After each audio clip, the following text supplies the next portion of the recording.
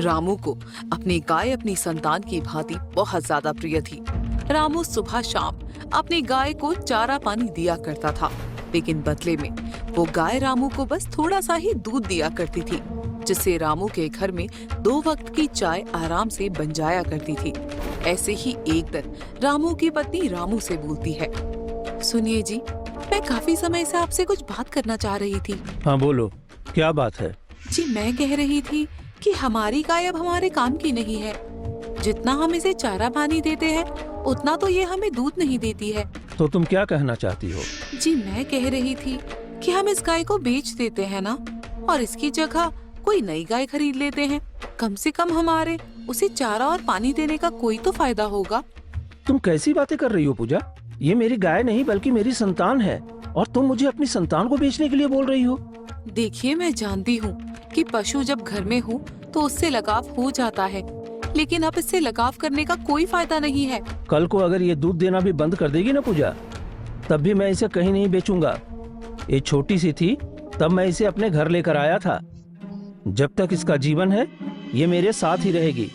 इतना कहकर रामू वहाँ से चला जाता है और आंगन में बंधी हुई गाय रामू और पूजा की सारी बातें सुनकर खुद से बोलती है, मेरे मालिक मुझे कितना प्यार करते हैं, मैं उन्हें उनकी जरूरत मुताबिक दूध भी नहीं दे पाती हूँ, फिर भी वो मुझे बेचने को तैयार नहीं है।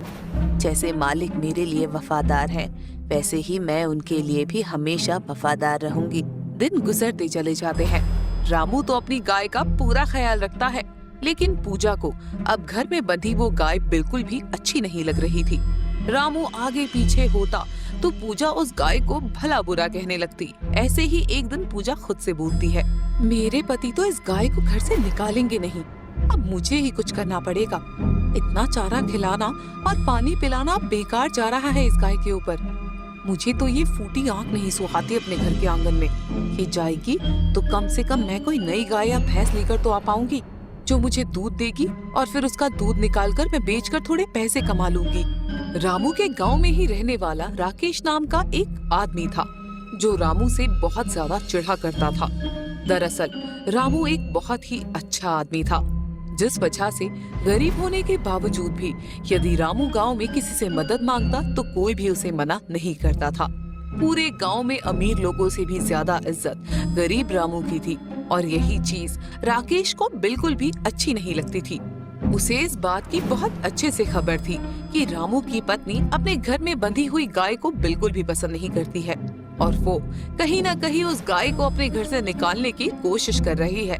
ऐसे ही एक दिन जब रामू घर पर नहीं होता है, तभी राकेश रामू के घर जाता है और पूजा से बोलता है, अरे भाभी जी, कैसी हैं आप? मैं ठीक हूँ भाई साहब, आप बताइए कैसे आना हुआ? कुछ काम था क्या आपको? अरे काम तो कुछ नहीं है, मैं तो यहाँ आपके पास एक प्रस्ताव लेकर आया था। प्रस्ताव? कैसा प्रस्ताव भाई साहब? दरअसल बात यह है ना भाभी कि मेरी जानकारी में कोई मुझसे गाय खरीदने की बात कर रहा था। उसे अपने खेत के काम के लिए गाय चाहिए थी। तभी मेरे दिमाग में आपकी गाय का ख्याल आ गया। अगर आप अपनी गाय को बेचना चाहती हैं तो मुझे बता सकती हैं, बदले में मैं आपको अच्छी कीमत दिलवा दूंगा आपकी गाय का। बेचना तो मैं चाहती हूँ, मगर मेरे पति इस बात के लिए राजी नहीं होंगे ना। मैं उन्हें बिना कुछ बताए आपको ये गाय नहीं दे सकती। रामू गाय को कभी नहीं बेचेगा भाभी, उसका स्वभाव मैं जानता हूँ ना। बाकी आप देख लीजिए, अगर आपका मन हो तो बता देना, मैं आपको खूब अच्छा पैसा दिलवा दूंगा। बस एक बात का ख्याल रखिएगा, रामू को इस बात का पता नहीं चलना चाहिए। ऑनलाइन है बेचना, मीशो पर आना। फोटो क्लिक करने से लिस्टिंग करना।